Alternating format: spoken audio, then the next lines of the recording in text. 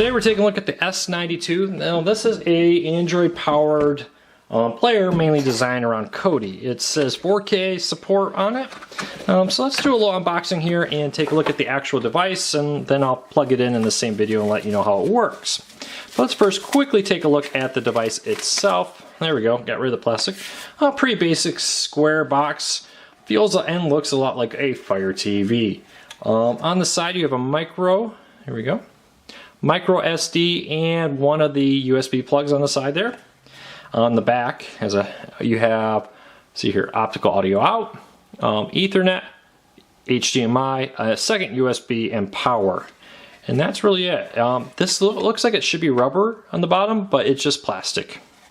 And that is everything to say about the device. It's got the logo right on the top, and it's all plastic. Let's keep going here. You got a wall plug. Whatever country you buy this in will depend on what wall plug you get. Pretty standard, typical remote here. There we go. Zoom in on that. There we go. So not really a lot to say about this. Does have forward to back, home, return, menus, buttons, you know, everything you would expect to see in all these type of Android box. A 3-foot, I'm guessing, HDMI cable. Not really sure the exact distance on that, but kind of eyeballing at 3. And then a quick start manual. Not really a lot to say. From looking at this, it's got a pretty standard Android interface and setup. So let me go test this out, but first, once again, my first impressions of this. So it comes with the device, the wall plug, the remote, and the USB cable. My initial impression is it's a pretty standard device. In this price range, you'll find similar quality. Nothing really special about it that makes it stand out to me. It does feel well made, you know, and consistent with the quality of other similar devices. So let me test this out, come back and give you my full. So I've been playing around with the streaming player for a little while now, and a few things off the bat. Now, first thing noticeable is you boot right into the screen. No setup, which is kind of nice with these boxes. A lot of them require you to do the whole Android setup. So it's a slightly skinned version. A few things right off the bat you'll notice, these categories are empty. You know, I click on video, it doesn't go anywhere. You would expect Kodi there, but it's not. Music, again, you can just add apps if you wanted to. I can go in here and say, oh, let's put movie player in there. And then back end right there's movie player. So that's there. If you go down to my apps, you will see there's a handful of apps installed, Kodi being one of them.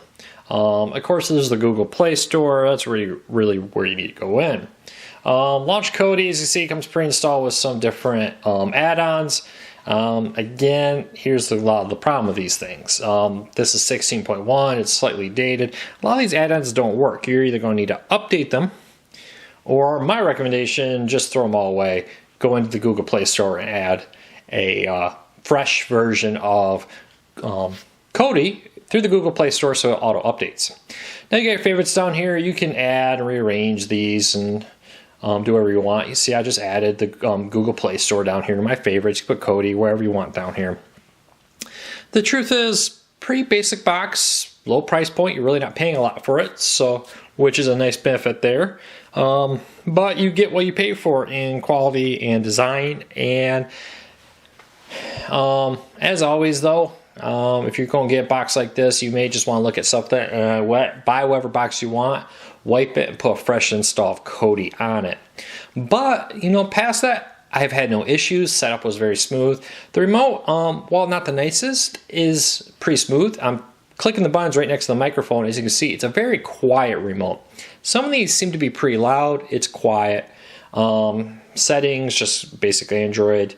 So overall, it's a nice player. Does what it's going to do, seems powerful enough to stream the content you want. Yeah, you're not going to get anything fancy here. And unlike a lot of boxes like this, there is no big Kodi button on the top here.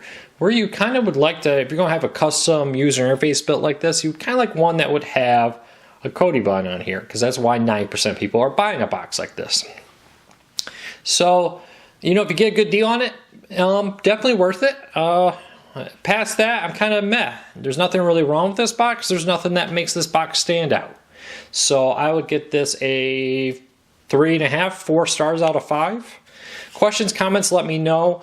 There's really not a lot to say about this, but I'll do my best to answer any questions you may have. If you like this video, give us a thumbs up. It really does help us spread the word of cord cutting, promote our site, and you can always visit us at cordcuttersnews.com for more tips, tricks, and how-to guides on being a cord cutter.